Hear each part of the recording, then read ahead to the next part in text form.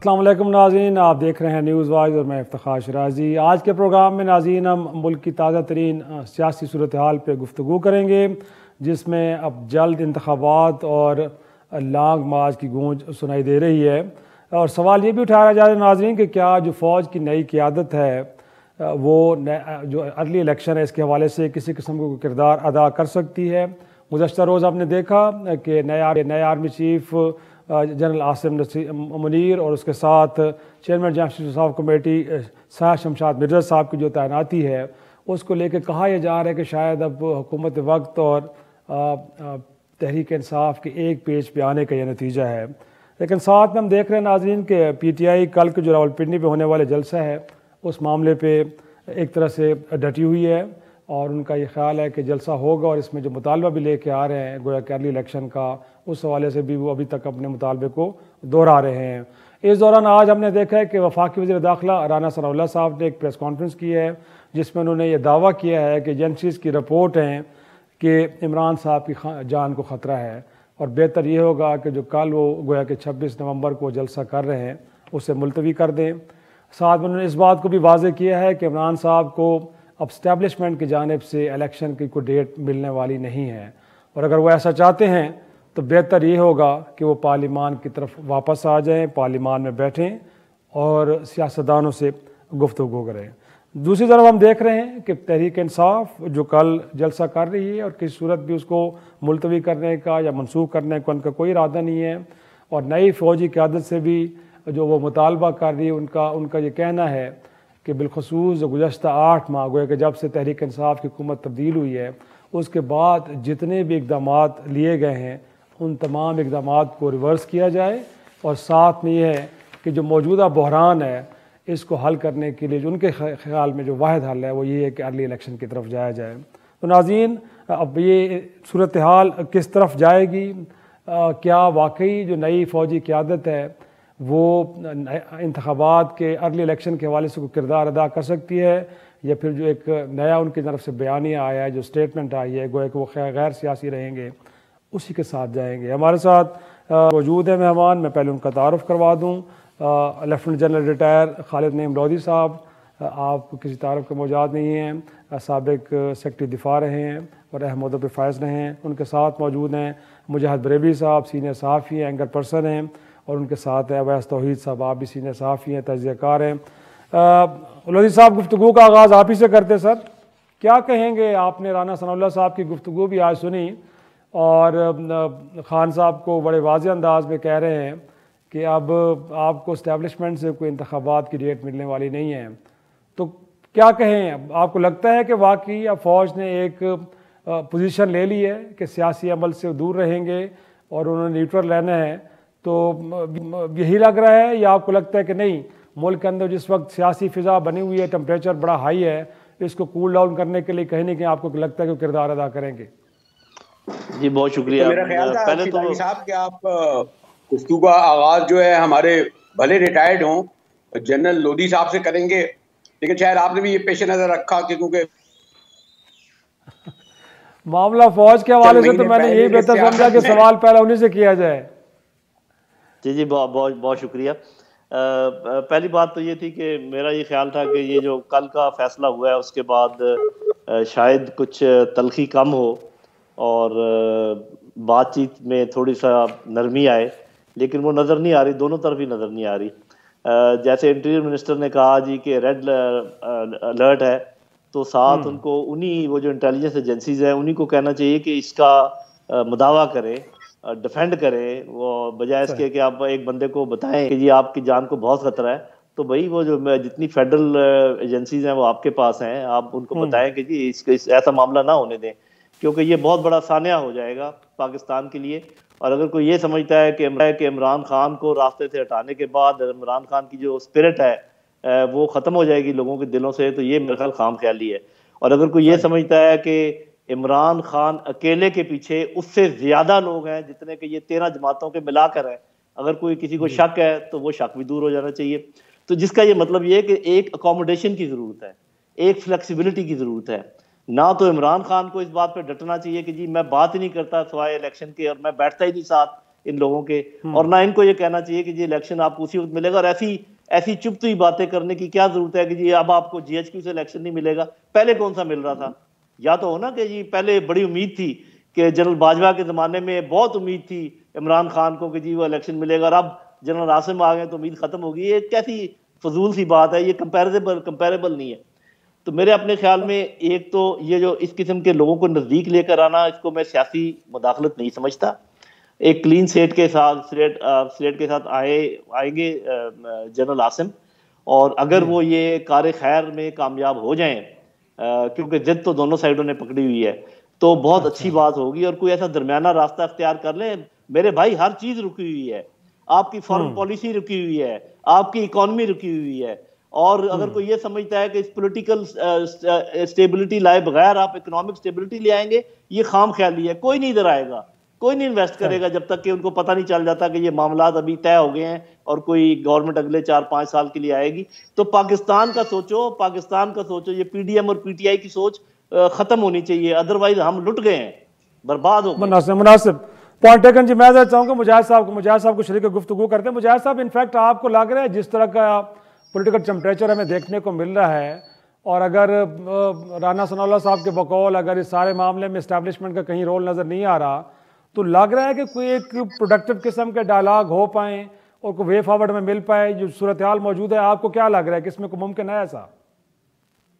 शिराज साहब, एक तो खैर एक आसानी ये हो गई है कि अब जनरल बाजवा साहब क्योंकि अब यानी मजीद आर्मी नए चीफ नहीं रहे हैं, तो मैं अगर आर्मी चीफ होते और सर्विसेज में होते तो ज़रा एहतियात रखता, क्योंकि एक बार हमारे एक काबिल एहतराम और उस इदारे के सरबराह हैं। लेकिन मेरा ये ख्याल है अगर जनरल लोधी साहब, हो सकता है मुझसे एग्री नहीं करें, कि कल जो उनकी अलविदाई तकरीर थी जो थी उनकी, वो बहुत ही लोडेड थी। जाने से पहले वो जो उनका आखिरी खिताब था शुहदा से जो उन्होंने किया, और इससे गुरेज भी किया जा सकता था। मुझे नहीं मालूम कि इससे पास्ट में कोई आर्मी चीफ जाते हुए ऐसी तकरीर करता है, और उन्होंने बाकायदा सॉरी टू से लगा एक साइड ली। उन्होंने बाकायदा जब वो ये कह रहे थे कि झूठे बयानिया वाला फरार हो गया है और भी बाकी चीज़ें, मुझे नहीं इल्म के बाजवा साहब की तकरीर को उनकी इंफरादी या ज़ाती ख्यालात के पस मंज़र में लेना चाहिए, या ऐसी तकारीर जब आखिरी की जाती हैं यूनिफॉर्म पहनी हुई थी, यूनिफॉर्म पहन के कर रहे थे वो जी। नहीं, ये सब मेरे ख्याल है इस लेवल पर जब तक आप सिटिंग प्राइम मिनिस्टर हो या सिटिंग प्रेसिडेंट हो या सिटिंग आर्मी चीफ हो, ऐसे ओहदों पर बैठने वाले जब तकरीर करते हैं और कौम नहीं सारी दुनिया जब उसको सुनती है तो बड़ा एहतियात करनी पड़ती है। और जब अब मैं उस तरफ आता हूँ कि अब उन्होंने अगर ये जिम्मेदारी से कहा है कि चंद महीने पहले हमने ये तय किया है कि हम सियासत में हिस्सा नहीं लेंगे। एक बात ये तय है कि क्योंकि बाजवा साहब कोई तकरीबन 5.5 साल से 6 साल से आर्मी चीफ रहे ना, इसके मैंने 5 साल से तक जो है या 5.5 साल तक या अपने उनके जाने से 3 माह पहले तक सियासत होती रही, करते रहे। और इसीलिए वो फिर जो है मैंने कहा ना कि बड़े अफसोसनाक पिछले 70 बरस में सियासत में मुलव्वस रही है फौज, उसका इतराफ तो वो कर नहीं, मैं तो चलो वो तो उसमें नहीं जाऊंगा, वो तो फिर और भी मैंने बहुत सारी चीजें कही कि मशरकी पाकिस्तान में हमारी सियासी नाकामी थी, या उन्होंने ये कहना कि जनाब मैंने कहा तफसील में तो जाऊंगा ही नहीं, लेकिन मैं सिर्फ ये कहना चाहता हूं कि अब गालिबन अगर वो ये कहते हैं तो ये चैप्टर बंद हो जाना चाहिए। आज भी आपने देखा जो राना सनाउल्लाह ने सुनाया कि उनका ये कहना था कि इमरान खान को अब कोई जो इस्टेब्लिशमेंट थी वो डेट नहीं देगी, इस तरह ही कुछ अल्फाज थे। यानी इसका मतलब ये कि तारीख इलेक्शन वो देते थे, उनके मशवरे से होते थे, उनके कहने पर मुलतवी होते थे। तो इस तरह की वो खुद अब एक चैप्टर खोला। देखिए इमरान खान का जनरल कमर बाजवा को हटाने के लिए तो लॉन्ग मार्च नहीं था ना, वो तो ये कहते हैं जनाब मैं इसलिए धरना दे रहा हूँ पिंडी में कि मुझे नए इलेक्शन की तारीख दी जाए। और वजह तौर पर वो इसलिए दुरुस्त कह रहे हैं, मैं बस जल्दी से बात कंप्लीट करता हूँ, कि जिस तरह इमरान खान को 6 माह पहले मैंडेट खो चुके थे जब उनके 30 साथी सेनाउज में जा बैठे थे, जब उनकी बैसाखियां उन्हें छोड़ बैठी थी, इमरान खान साहब को उस वक्त छोड़ जाना चाहिए था। लेकिन इस वक्त जो इख्तिदार में बैठे हुए हैं, जो 2 वोटों की अक्सरियत से ये बैसाखियों में बैठे हैं, ये कहते हैं ना ये कैसे कहां से इलेक्टेड आ गए नून लीग के। आप शहबाज शरीफ साहब की न केपी में गवर्नमेंट, न पंजाब में गवर्नमेंट, न गिलगित न कश्मीर में गवर्नमेंट, न सिंध में गवर्नमेंट, न बलूचिस्तान में गवर्नमेंट, 5 सूबों में उनका मैंडेट ही नहीं है। और ये वाला भी मैंडेट मैंने कहा वो 5 बैसाखियां बाप की, 4 बैसाखियां हमारे अल्ताफ भाई की, 2 मैंगल की, 1 बुक्टी की, 1 उधर पकड़ के लेके आए थे बेचारे को जेल से, फिर दोबारा जेल भेज दिया, अली वजीर गालिबन नाम है उसका, एक और कोई दुबई से पकड़ के लाए थे। इस तरीके से 176 हुए हैं, तो फिर लोग शक नहीं करेंगे। इमरान खान का कहना जायज नहीं रहेगा कि हाँ वाकई इसमें एक एस्टेब्लिशमेंट का किरदार था, जहां उन्हें वो हटा दिया 18 बैसाखियां करके। लेकिन अब तो मुजाहिद साहब अब तो एक स्टेटमेंट आ गई और इतने हाईएस्ट ऑफिस से आ गई। मैं चाहूंगा कि थोड़ा सा अवैस को भी इस गुफ्तगू में शरीक करें। अवैस, क्या लगता है आपको, एक दबाव की कैफियत है मिलिट्री एस्टेब्लिशमेंट पे, क्योंकि एक लंबी तारीख है और इस वक्त जो हमें नजर आ रहा है तर्ज अमल सियासतदानों का, लगता तो नहीं है कि वो आपस में बैठने के लिए तैयार हैं। तो फिर इस सूरत हाल को ऐसे तो नहीं छोड़ा जा सकता। तो क्या कहेगी नई मिलिट्री क़यादत? लग रहा है कि मजबूरन इस सारे प्रोसेस में शरीक होगी और कुछ ना कुछ करना पड़ेगा, या फिर नए आर्मी चीफ को जो इदारे की इमेज बिल्डिंग है और फिर बाजवा रजीम के अंदर जो एक बहरहाल क्रिटिसिज्म आया है और थोड़ा बहुत इदारे के ऊपर दबाव की कैफियत बनी हुई है, उसे बेहतर करने के वाले से एफर्ट करेंगे? क्या ऑप्शन उनके लिए ज़्यादा आपको लग रहा है कि उसको लेंगे? शुक्रिया। जिस तरह नए आर्मी चीफ की तैनाती या तकर्री जो है एक बहुत बड़ा इम्तहान था हमारे मुल्क के अंदर इस सियासी बहरान के तनाजुर में, उसी तरह नई फौजी क़यादत जो आई है, नई अस्करी क़यादत जो आई है, joint chief of staff committee general Sahir Shamshad साहब और army chief general Nasir Munir साहब, तो इन पे एक जाहिर बात है दोनों काबिल जर्नैल हैं और जितने भी लेफ्टिनेंट जनरल होते हैं वो एक तरबियत के जरिए पहुंचते हैं इस दर्जे पर। और लेकिन एक बहुत बड़ा इम्तहान उनके सामने है, और वो बड़ा इम्तहान ये है कि मुल्क की इकॉनमी की जो सूरत हाल है वो बदहाली है, सेहत खराब है, सियासी इंतशार है। इस सारे मामलात के अंदर क्या वो न्यूट्रल रह सकेंगे? क्या वो उस वादे को निभा सकेंगे जो जनरल बाजवा साहब ने अपने इदारे के बिहाफ से किया? गुज़िश्ता साल फरवरी के अंदर हमने बड़ी सोच विचार के बाद ये फैसला किया कि अब आइंदा फौज जो है वो सियासी अमूर में मुदाखलत नहीं करेगी, और इसी वजह से उनके ख्याल में जनरल बाजवा के वो समझते हैं कि फौज जो है उस पर दुनिया की दूसरी अफवाज के मुकाबले में ज्यादा कहीं तनकीद का सामना करना पड़ता है। तो एक तो एतराफ के माजी के अंदर जो फौजियों हुकूमतों का गिरना, हुकूमतों का तोड़ना, हुकूमतों का जोड़ना, खुद इमरान खान साहब के इलेक्शन 2018 में इस्टेब्लिशमेंट की बैसाखियों की मदद देना, वो सब एतराफ था।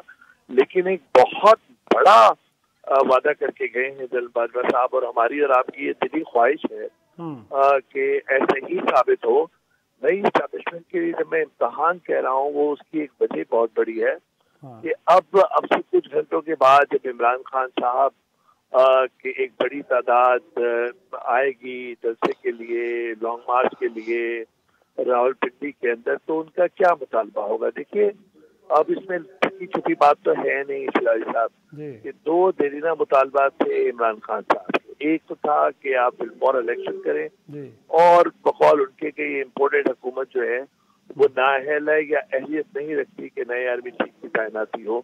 तो इसका मतलब ये है कि वो ये चाहते थे कि नई हुकूमत जो उनके ख्याल में उनकी हुकूमत होगी इलेक्शन के बाद, क्योंकि वो बहुत मकबूल हो चुके हैं जो एक काम तासुर है। तो उसके बाद अब एक मामला तो तय पा गया कि आर्मी चीफ की तैनाती जो है वो हो गई, ऐसे तरीके से हो गई, वो ट्रांजिशन जो था वो कंप्लीट हो गया एक मरहला। अब उनका दूसरा है कि वो फिर फॉर इलेक्शन कराएं। अब इलेक्शन किससे कराएंगे? पिंडी में बैठ के एस्टेब्लिशमेंट से कह रहे हैं। हुकूमत तो बैठेगी नहीं शिराजी, जिस तरह आप अपने इब्तिदाई में भी कहा और अभी सवाल में भी कह रहे थे। तो शरीफ खानदान जरदारी साहब के साथ मेज पे इमरान खान साहब बैठना नहीं चाहते। चुप छुपा के जो मुलाकातें हुई हैं हमारे सदर में, वो भी सबको पता है, इस्लामाबाद और पिंडी के अंदर, उसके अंदर भी कोई नतीजा नहीं निकला। जो सुप्रीम कोर्ट से, इस्लामाबाद हाई कोर्ट से जो भी रिमार्क्स आए हैं या एस्टेब्लिशमेंट की तरफ से जो कोई पैगामात बिलवास्ता या बराह रास्त है, जो हो सकता है हमारी मालूमात सही ना हो, लेकिन उसके मुताबिक यही मशवरा दिया है कि खान साहब को कि वो सियासत में आए, पार्लियामान के अंदर आए और पार्लियामान के में सियासत के तरीके से वो वापस इलेक्शन कराएं। अब खान साहब अगर बैठते हैं पिंडी के अंदर तो नई अस्करी क़यादत पर एक दबाव बिल्कुल होगा कि वो फिट फॉर इलेक्शन कैसे करा सकते हैं। उन्हें तो न्यूट्रल रहना है, उन्हें तो सियासी अमूर में नहीं होना। आईनी तौर पे, कानूनी तौर पे फिट फॉर इलेक्शन उसकी एक मुद्दत तय है। तो खान साहब किसको घुटनों के बल बिठाना चाहते हैं? मैं समझता हूँ कि खान साहब का अपना भी कल इम्तिहान होगा कि आने वाले दिनों के अंदर क्या वो एक लॉन्ग मार्च या इतना बड़ा धरना सस्टेन कर सकते हैं। सही, ये बड़ा अहम नुक्ता वैस आपने उठाया। तो मैं कहूँगा कि जनरल साहब की तरफ यही नुक्ता लेके जाऊँ। क्या लगता है आपको भी कि वाकई ये ऑप्शन बड़ी अच्छी ऑप्शन हो सकती है, पार्लियामान में वापस आएँ और वहाँ के अपना किरदार अदा करें? तो गोया कि हुकूमत वक्त के ऊपर जिसकी परफॉर्मेंस को ज़्यादा अच्छी नहीं है पिछले 6-8 माह में, और साथ में इस्टेब्लिशमेंट के ऊपर भी एक दबाव की कैफियत बना सकते हैं। और क्या इस हवाले से लगता है आपको कि कहीं सोच PTI की क़यादत में एक तरह से प्रिवेल कर रही है? जी, पहले मैं ये इस्टेब्लिशमेंट की बात कर लूं कि ये वादा पूरा कर पाएंगे या नहीं कर पाएंगे, क्योंकि पहले आपको पता है कि कई दफ़ा कहा गया कि हम सियासत से निकले, जैसे जनरल कियानी ने निकाला भी, फिर वापस आ गए। तो ये एक दफ़ा नहीं हुआ, कई दफ़ा कोशिशें हुई हैं या एटलीस्ट ऐलान हुए हैं। तो इस ऐलान को भी उसी तनाजुर में देखना पड़ेगा कि आगे जाकर क्या होता है। अभी तीन चैलेंजेस हैं नए चीफ के आगे, और फिर उससे हम अखज़ कर लेते हैं कि क्या इम्कान है कि वो क्या एक्शन करेंगे या नहीं करेंगे। और फिर मैं इस तरफ भी आता हूँ जो आपने सवाल पूछा है, इमरान खान के ज़हन में क्या सोच हो सकती है। देखिए, पहला तो उनका प्रॉब्लम बहुत बड़ा है नए चीफ के लिए कि ये जो एक खलीज पैदा की गई थी, जो जिसको मैं समझता था जिसने भी की अच्छा नहीं किया, और उसको दुश्मनों ने खूब उसको एक्सप्लॉइट किया अवाम के एक हिस्से के दरमियान और अफवाज पाकिस्तान इसको। और फिर ये जो एक तासर था कि उनकी लीनिंग है किसी, जैसे मुजाहिद बरेलवी साहब कर रहे थे कि वो सब जमातों के साथ बराबर का सलूक नहीं कर रहे, किसी की तरफ उनका झुकाव है। ये दो चीज़ें उनको दूर करनी पड़ेंगी ताकि लोगों को एतबार आए, लोगों को यकीन आए कि वाकई ये सही मानों में न्यूट्रल हैं। इसमें थोड़ा सा टाइम लगेगा, अभी तो 29-30 को वो टेक ओवर करेंगे, तो आगे कितना टाइम उनको चाहिए वो हम देखेंगे। दूसरी बात, इस सारे मामले में जब गंभीरता में जब ये एक दूसरे के गिरबान पकड़े हुए थे और फौज किसी ने और सैलाब आ गए और कामों में लगी हुई थी, आपकी सिक्योरिटी का मैट्रिक्स बहुत ज्यादा अफेक्ट हुआ है, इम्पैक्ट हुआ है। तहरीक तालिबान पाकिस्तान दोबारा से जो ना फाल है, अफगानिस्तान का मसला हल नहीं हुआ है। जो भारत के जर्नैल और उनके डिफेंस मिनिस्टर जो बातें कर रहे हैं वो आप भी सुन रहे हैं और मैं भी सुन रहा हूँ, उसका कोई जवाब नहीं जा रहा यहाँ से खातर खा। और फिर ईरान और फिर हमारे अंदरूनी मामला बलोचिस्तान, तो पूरा एक जो आपका सिक्योरिटी मैट्रिक्स है वो। तीसरी चीज जो कि बड़ी अहम है, लोग कम बात करते हैं, घबराते हैं, शर्माते हैं, वो ये है कि इस किस्म के जब आपके मुआशी हालात हों तो फौजी क़यादत के लिए बहुत बड़ा चैलेंज है कि इतनी बड़ी फौज को वो कैसे मेंटेन करेंगे, उनके मोराल को कैसे मेंटेन करेंगे, उनकी ट्रेनिंग का लेवल कैसे कायम रखेंगे, उसकी वो चमक कैसे कायम रखेंगे। अच्छा, अब अगर मिसाल के तौर पे कोई भी, सिर्फ चीफ ही नहीं, अगर आप और मैं भी ये महसूस करें कि जी ये जब तक आपका ये पॉलिटिकल मामला हल नहीं होता उस वक्त तक हमारी सिक्योरिटी भी एट रिस्क है और हमारी इकोनॉमी भी एट रिस्क है, तो फिर आप क्या करेंगे? मुल्क तो साफ ज़ाहिर है जब इकोनॉमी, सिक्योरिटी और ये आपकी जो पॉलिटिकल इंस्टेबिलिटी, मईशत, ये जब सब इस पे डिपेंड करते हैं कि ये जो लोग हैं आपस में कैसे बात करते हैं, कैसे मुल्क को आगे चलाते हैं, तो आपका क्या ख्याल है? वो बैठे रहेंगे, मुल्क को तबाह होने देंगे और फौज को तबाह होने देंगे, जिसके नीचे से इकोनॉमी का खेस निकाल लिया जाए तो कुछ भी नहीं बचता, और दुश्मन हमारे यही चाहते हैं। मुजाहिद साहब, आपकी तरफ आऊँगा। सर, जैसे जनरल साहब फरमा रहे थे कि मईशत, दिफा, मुल्क में सियासी हालात तीनों एक दूसरे के साथ बड़ी इंटरलिंक्ड हैं, और ऐसा नहीं हो सकता कि मुल्क के अंदर सियासी अफरा तफरी हो, मईशत का बुरा हाल हो और मुसल्लह अफवाज बिल्कुल अलग थलग होकर बैठी रही, तो लामाला तौर पर इस सारे मामले में उनको आना तो पड़ेगा। और दूसरा, उन्होंने एक और बड़ा अहम नुक्ता उठाया कि 2008 में किसी ज़माने में जनरल कियानी साहब ने भी ये कहा था कि अब सियासत से फ़ौज का कोई ताल्लुक़ नहीं है, बल्कि हमें याद है कि सिविलियन इदारों में कोई 10,000 अफसरान और जवान थे, उनको भी वापस बुला लिया गया था। तो अब भी आपको लगता है कि स्टेटमेंट उसी नौयत की, क्योंकि उसके बाद हमने देखा है मुदाखलत तो बहरहाल हुई, तो आप क्योंकि लगता है कि पब्लिक डोमेन में बहुत ज़्यादा इदारे के ऊपर एक तनकीद हुई, तो लिहाजा हाई कमान ने समझा कि यहाँ पे इस स्टेटमेंट के साथ सामने आया जाए ताकि आम आदमी को तासुर दिया जाए कि अब सियासत से फ़ौज का कोई ताल्लुक़ नहीं है, या आपको लगता है कि नहीं, वाकई उन्होंने रियलाइज़ कर लिया है कि बिल्कुल इस मामले से अलग रहना ही बेहतर होगा? देखिए, एक तो मोहतरम जनरल लोधी साहब ने वजह तौर पर ये तस्लीम किया और अच्छी बात है कि माजी में जो इस्टेब्लिशमेंट इससे पहले भी ये कहती रही कि हमारा कोई किरदार नहीं होगा, लेकिन कलीदी किरदार इस्टेब्लिशमेंट का ही रहा। आप ये देखें ना कि पाकिस्तान के 70 साल तारीख में प्राइम मिनिस्टर इलेक्ट मुंतखब या गैर मुंतखब तो 30 आए और आर्मी चीफ हमारे सरबराह 14 रहे। अयूब खान ने पूरे 14 साल निकाले, मैं तो 52 से गिनता हूँ। 14 साल अयूब खान रहे, 10 साल ज़िया-उल हक रहे, 10 साल मुशर्रफ साहब रहे, और इनके अदवार में याहिया खान भी डाल लें। मुल्क में 2 बड़े बहरान और से हम लोग गुजरे। एक ईस्ट पाकिस्तान का बहरान, मशरक़ी पाकिस्तान का, वो एक मिलिट्री इस्टेब्लिशमेंट का डिसीजन था। एक अफगान वॉर एक मिलिट्री इस्टेब्लिशमेंट का डिसीजन था, जिसमें हाँ वजह तौर पर हमारे हजारों फौजी जवान तो मरे, लेकिन लाखों हमारे आम शहरी मरे, मईशत को नुकसान हुआ। तो ये जो है वाहिद मुनज़्ज़म इदारा फौज है, उन पर और उसका किरदार भी है। ये दूसरे मुल्कों में नहीं होता कि इतने तभी जो मैंने आपको बताया कि प्राइम मिनिस्टर तो कोई भी मुद्दत पूरी न कर दिए, 30 साल रहे, 30 प्राइम मिनिस्टर बदले और 14 वो बदले। तो ये अगर हमारे बाजवा साहब की बात तस्लीम कर लें कि चंद माह पहले हमने ये तय किया है, तो ये मजीद उन्होंने बोझ डाल दिया है आने वाले गालिबन उन्हें, मैंने पहले भी कहा था, इतनी लोडेड पॉलिटिकल जारहाना तकरीर नहीं करनी थी। और ये इस तकरीर की पस मंजर में जो मौजूदा चीफ हैं वो इसको बिल्कुल नेगलेक्ट भी नहीं कर सकेंगे। मसलन खुद ये कहना कि हम सियासत में हिस्सा नहीं लेंगे एक सियासी सवाल और इशू बन गया है, क्योंकि लोग देखते उनकी तरफ हैं। अब जो इमरान खान साहब जाके पिंडी में बैठे हैं, अब आप देखें राना साहब ने तो ये तक कह दिया था कि जरा हम ये वाला मामला निपटाने पे 2-2 हाथ इनसे भी कर लेंगे। तो उन्होंने किससे कर लेंगे, यानी आप, और ये तक उन्होंने कहा कि जनाब हम वो इस्तेमाल कर सकते हैं कौन सी शिक है जिसके जरिए हम रेंजर और फौज को भी बुला सकते हैं इनको रोकने के लिए, क्योंकि पंजाब की पुलिस तो साथ नहीं देगी। तो इसलिए मेरा ये ख्याल है कि मिलिट्री इस्टेब्लिशमेंट को ये चाहिए कि वो जो हुकूमत पे बैठे लोग हैं उनकी बेकाबू जबानों को रोके।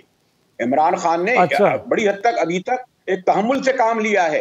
देखिए क्या हुआ इस दौरान, जब से उन पर इतना बड़ा हमला हुआ उन पर।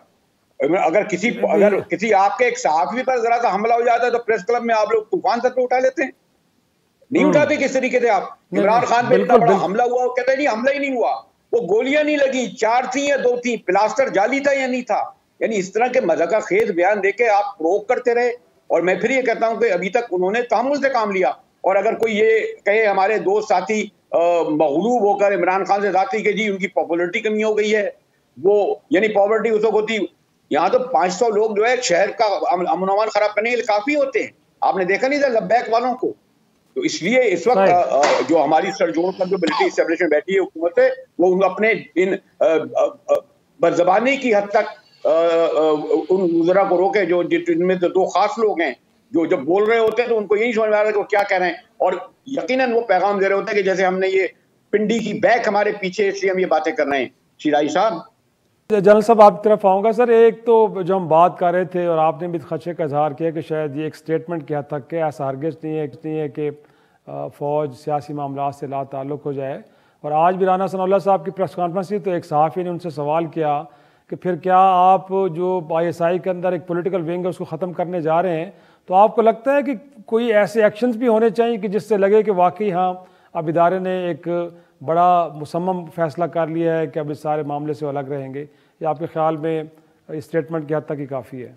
जी साफ ज़ाहिर है कि ये तो कोई भी इस बात के साथ एग्री नहीं करेगा कि सिर्फ स्टेटमेंट काफ़ी है।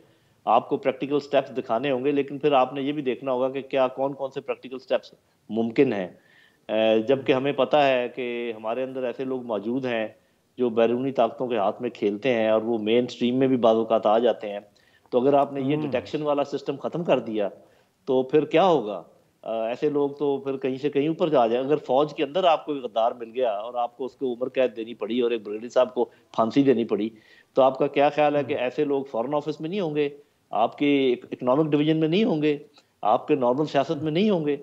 तो ये अपनी लेकिन खान साहब का तो कहना है कि वो गुमनाम नंबरों से कॉल्स करते हैं पॉलिटिशियंस को, इसके अलावा तो पता नहीं कुछ और भी करते हैं कि नहीं करते, बट उनका गिला ये है कि सिर्फ उनका काम यही है। वो ठीक है, वो ठीक है, लेकिन वो एक बात मैं जो आपसे ब्रेक में कर रहा था वो ये थी कि देखिए जमहूरियत में कोई इखलाकी पहलू भी होते हैं। जब नज़र आ रहा है कि एक आदमी के साथ इतने लोग हैं, या तो अब ये जो खैर बयान देते हैं जी इससे ज़्यादा लोग तो मेरे नौकर हैं, ये इसको तो एक साइड पे रख दें, जिनकी आंखें खुली हैं उनको नज़र आ रहा है, तो उसके मुताबिक थोड़ा सा फ्लेक्सिबिलिटी शो करनी चाहिए। सिर्फ ज़िद इमरान खान में नहीं है, दूसरी तरफ बराबर की ज़िद है, अगर ज़्यादा नहीं है तो इस तरीके से अगर दोनों ने ज़िद पकड़े रखी और पाकिस्तान डूबता चला गया, तो मेरा नहीं ख्याल कि फ़ौज न्यूट्रल रह सकेगी। ये मेरा अंदाज़ा है।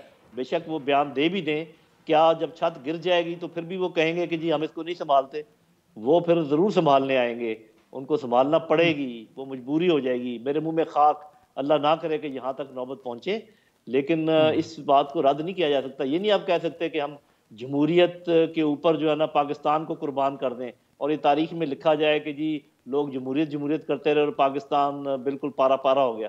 This can not happen. सही सही सही। अब मुजाहिद साहब आप तरफ आऊँगा। इनफैक्ट अब स्टैब्लिशमेंट को हमने काफ़ी डिस्कस कर लिया, थोड़ा सा सियासतदानों के ऊपर गुफ्तगू कर लें। आपको क्या लगता है, हमें तो लगता है कि पिछले 70 वर्षों में सियासतदानों भी एक मखसूस इन्वायरमेंट में काम करते रहे हैं, उनकी परवरिश उसी इन्वायरमेंट में हुई जिसके अंदर एक पुश है, सपोर्ट है, उसके बगैर वो काम करते नहीं हैं। तो अगरचे आप स्टेटमेंट को सच मान लें कि सियासत का कोई ताल्लुक अब इस्टेब्लिशमेंट के साथ रहा नहीं है, सियासतदानों ने मामला को खुद डील करना है, तो आपको लगता है कि इनमें अहलियत है और कर लेंगे, या अगेन कोई सपोर्ट चाहिए होगी, उसके बगैर काम नहीं चलने वाला? देखिए, एक तो ये है कि एक तो जनरल साहब बड़े खूबसूरत तरीके से अपना पॉइंट ऑफ व्यू रखते हैं, शायद मैं उस तरह नहीं रख पाता। एक जो बहुत बहरान बड़ा था वो बहुत खूबसूरती से टल गया। आज आपने कहा कितना सुकून का दिन है, हम सब भी काफ़ी सुकून में हैं, तो इसके मैंने एक बहुत बड़ा बहरान जब खुशरूबी हल हो सकता है।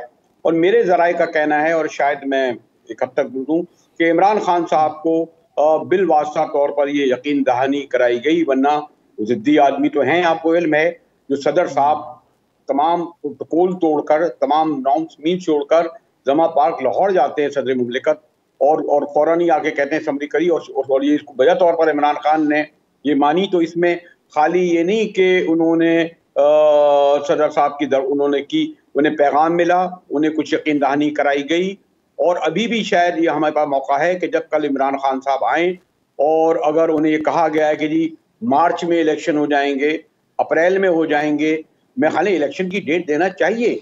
अगर ये देखिए, ये जो कितना नुकसान हुआ, ये जो हमने वक्त पर जो है आर्मी चीफ की तकरीर नहीं करी, हमारे तमाम पिछले 7 दिन से ऐसा लग रहा था कि कोई आर्मी चीफ नहीं, कोई SHO लग रहा है, कोई किसी तैनाती में। इस तरह गुफ्तगू हमारे एंकर हजरात और हमारे सहाफ़ी हजरात कर रहे थे। तो मेरा ख्याल है कि इमरान खान साहब को अगर ये मैसेज दे दिया जाए कि नहीं, अगर ये कहेंगे कि नहीं हम मर्जी से कराएंगे, अब अगर मौलाना फजल रहमान जो खुद अपनी सीट नहीं जीत सके, जो अपना सूबा हार चुके, वो ये कह देंगे कि मैं तय करूंगा, और ओवैस नूरानी तय करेंगे, और एक दो और अख्तर महंगल कहेंगे, दो और एक सीटों वाले अगर ये कहेंगे कि नहीं हमारी मर्जी से इलेक्शन होगा, तो फिर बहरहाल अवाम भी हैं, अपोजिशन नहीं, अच्छी बारी तादाद में उनके पास MNAs भी हैं, फिर इमरान खान स्टैंड लेंगे।